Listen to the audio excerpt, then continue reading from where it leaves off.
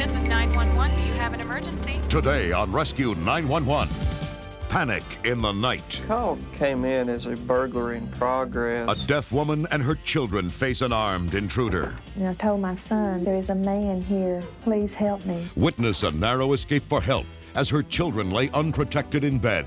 Plus, I was desperately looking for a place with more air. a cave diving adventure turns deadly for two South American divers on Rescue 911.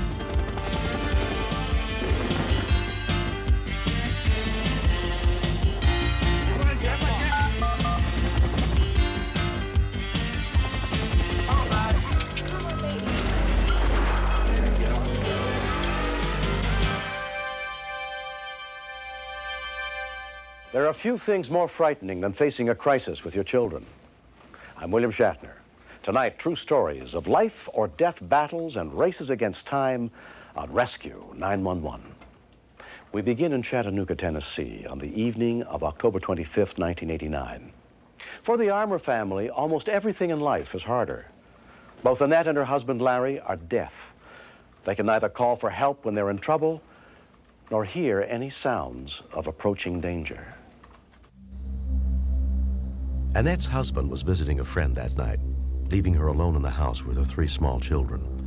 She gave them baths, put them to bed, then went to sleep herself in her daughter's bed.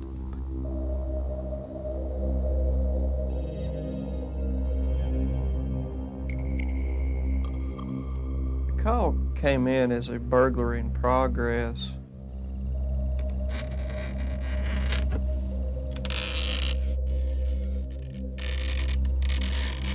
I think they gave some information about a man was seen in the house, which of course causes your heart to race just a little bit. His intent wasn't to steal the television. With the rope and the knives and his actions, put it bluntly, I believe he was in there to rape Miss Arnold.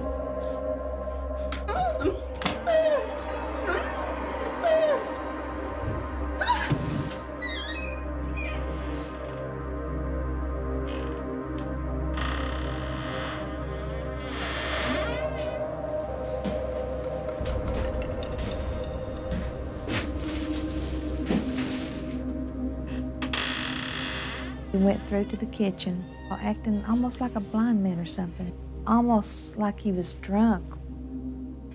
It just really scared me to death. I don't understand why he didn't follow me. It was at night, you know, and maybe he couldn't see me. I woke up my son, and I told my son, there is a man here in the house. Please help me.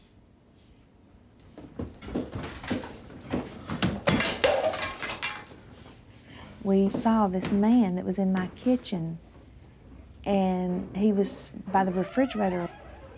I told my son, come on, let's go, just be quiet. With no phone, Annette was forced to leave the house to try to get help, taking her 5-year-old son Larry as her interpreter. I was wondering about the man. I hope he don't do anything to my kids, and I was very nervous. If I had woke them up, they would have been crying, and I was afraid that would have made the man come after us. I just didn't mean to leave my kids there for them to get any harm. When we continue, Your first instinct is, of course, to rush right in and try to protect children, but at the same time, you've got to use what you've been taught.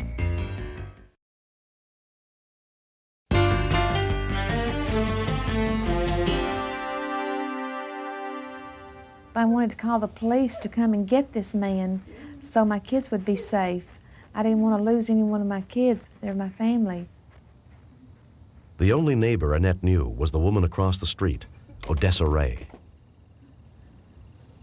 Must have been around 1:30. We heard someone knocking at our back door. And around here, you just don't ever get up and open the door. You're going to see first who it is. I knew right away something bad was wrong, you know, because that time of night and all. What's wrong with that? You can tell when anybody's in trouble. You can tell, you know, by their actions or emotions. And she told me she was asleep and that she woke up and he was standing over her. And so I just dialed 911. 911 emergency, can I help you? Could you send the policeman out to 1613? It's my neighbor, and she's a mute, and she says there's a man in her house. Okay, you live next door to her? Yes, I do, Okay, ma'am. Is she at your house? Yes, she is right now, but she's got a baby, I think, in the house. Does she know the man that's in her house? I don't think so, Okay, ma'am, we'll get somebody out there. Say there's a baby in the house. I think so, she was mute, and I can't understand. I needed to hurry up and get the police started on something like that, so I disconnected with her. Operator Sharon Feathers quickly passed the information to the dispatcher. I sort of put myself in that situation that if that was my children I'd had to flee from and leave in a house with a stranger, the terror that I would be going through. And you try to alleviate that terror as fast as you can. I was wondering what might happen, what he might do, if he might kill one of them. I know it was tough on her leaving her two little kids. She's foolish about her kids. I mean, she's really a good mother. Hello? Ma'am, this is the police department. Is that lady still there with you? Yes, she is. She couldn't give you any kind of description at all about the guy or anything? Her little boy said he was black. That's the little boy if he knows the man. Is he there where you can talk to him? Yes. You want me to see if he can talk to you? Yeah, let me talk to him. Okay, wait just a minute. Okay. People. Hey, can you help me a little bit? Do you know that man that's in your house? You do know him? No. You don't know him? Okay, did he break in the front door or something? No. How old are you? 5. You're 5? Yeah. Okay. Do you know, is your baby brother or somebody in the house? My sister, my baby brother in the house. Your sister and your baby brother in the house. Okay, where's that man at that's in your house? You know? Where'd you see him at? In my kitchen. He's in the kitchen? I instantly told Tim. I didn't even wait, and he dispatched that out to the officers where the man was last seen. Then I stressed the point, do you know the man? Never had seen him before? The little boy assured me that they did not know this person. Officers Stone and Ganaway arrived at the scene.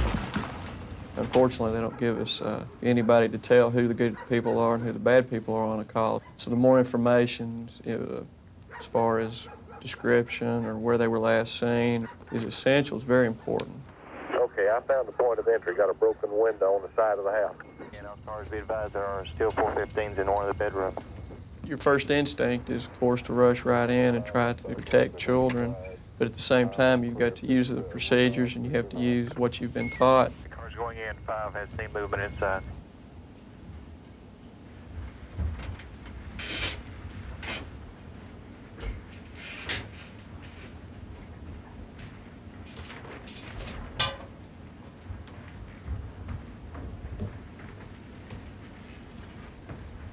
Lieutenant Fuson went to the left to secure that area, and myself and Officer Ganaway approached the kitchen. Officer Stone looked into the kitchen, and I could tell by the look on his face that he saw somebody behind the refrigerator. When we first saw him, we weren't sure what kind of weapons he might have, so my main focus at that time was just to secure the subject. Hands up. Higher. The suspect was ordered several times to keep his hands visible. I don't know if it was drug-induced sluggishness or just his general mental state, but he was pretty sluggish. I then noticed that one of the children was behind him in a bedroom.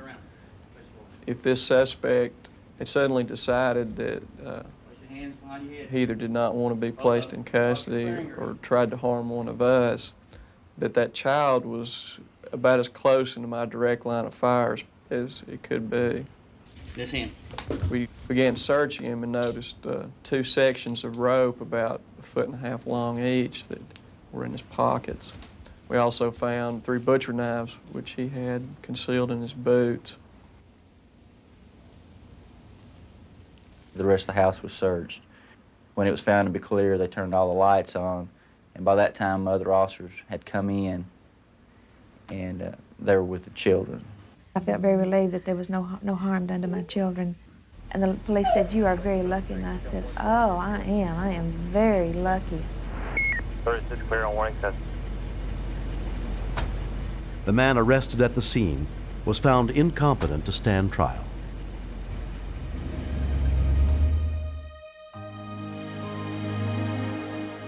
Three months later, the Armour family still has not forgotten the events of that night. I was afraid, and I run home to see my wife, see what had happened. And I asked my wife, "Are you hurt?" And she said no. She was safe because my son had called the police and 911. And I was very thankful that my son had helped my wife. And I'm very proud of my son, Larry, for what he did.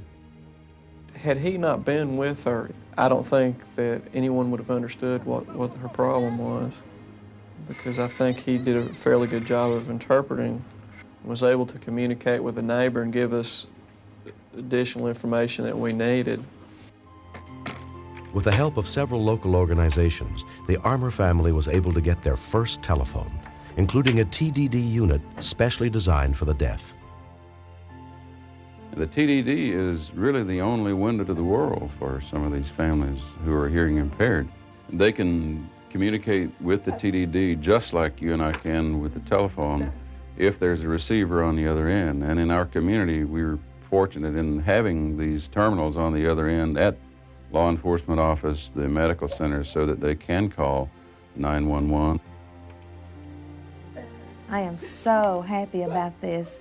My son, he almost got wild too. I had to calm him down and said, "Oh, no, wait a minute, you can't be calling grandmother all the time," and because my relatives don't live here, so there'd be long distance. I'm so proud of him. He is a real smart boy. He is teaching the other 2 sign language too. I love him so much. Not just one, but all of them, all 3 of my kids. Next. I was more and more scared. They didn't have special equipment. They needed to have to go in the cave.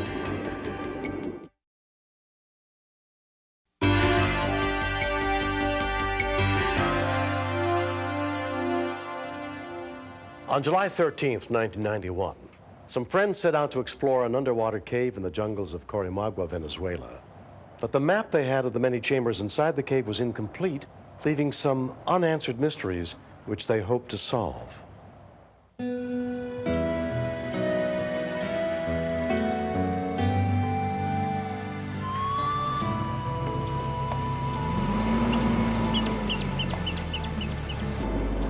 The expedition was led by 32-year-old Gustavo Badillo.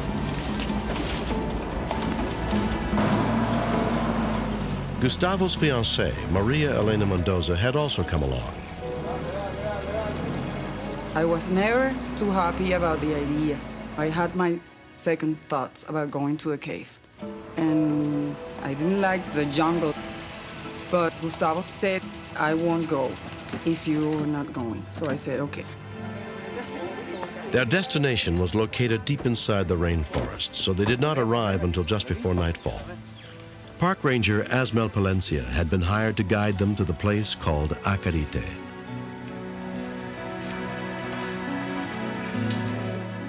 The truth is, I was afraid because I've never entered into that cave.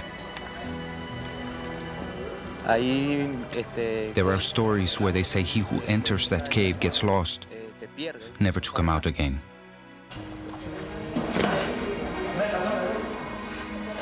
Gustavo planned to dive with his friend Eduardo Wallace, although neither of them had been trained for cave diving. Before going to the cave, we went over the original map that we had. We were not concerned about any danger. I was more and more scared. They had the suits, the mask, but they didn't have special equipment. They needed to have to go in the cave. So I said, well, then take this prayer and keep it with you.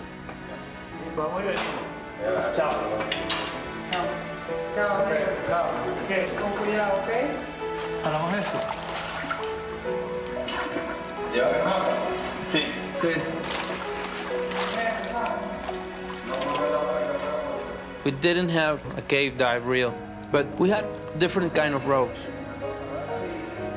On the map, there was a passage with a question on it that nobody has gone through. We just wanted to go in there and to see how far we could get.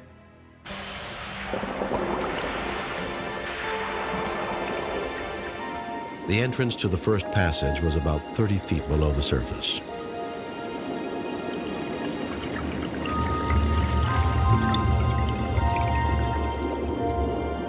At the beginning, it was pretty much clear.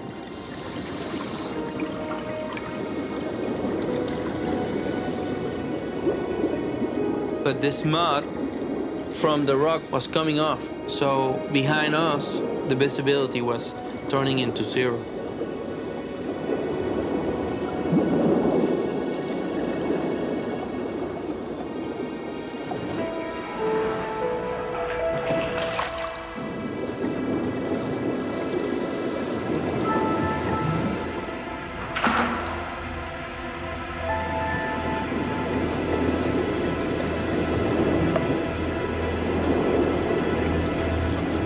The cave was very much more complex than we thought at the beginning.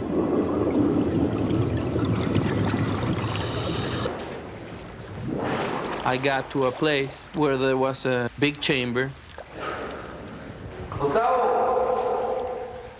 I heard Gustavo coming out from the water, but I could not see him.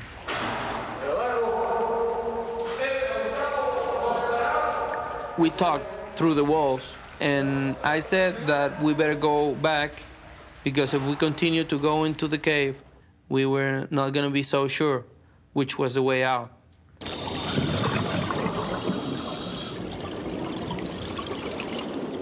I was swimming toward what I thought was the entrance.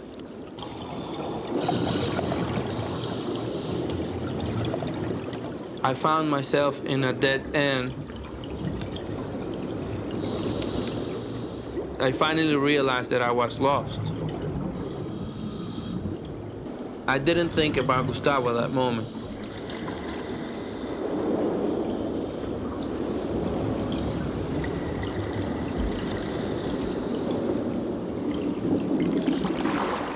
After a while, I thought a big chamber, and I knew that I was outside.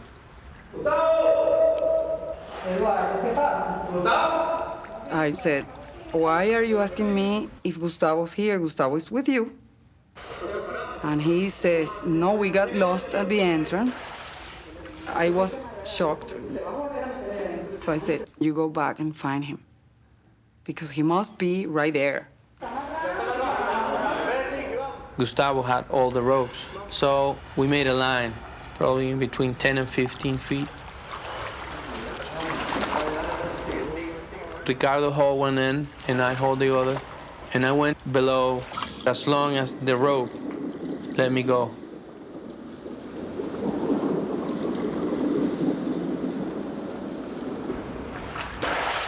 We waited like 10 minutes. Eduardo comes back again, and for my surprise, he says, it's too murky. The water is almost mud, and I cannot find the entrance. And I said, this is the end of it, you know. It's like a switch. I was turned off. My life just stopped right there. Ellos entran. They went in with a tank of oxygen to make noise under the water, to see if Gustavo could hear the noise and find his way out. But Gustavo didn't come out. By that time, it was too dark to leave. We sat there and nobody said a word until the sun came out. Every minute that went on was a minute against his life. And the bottom of my heart, I thought that he was gone.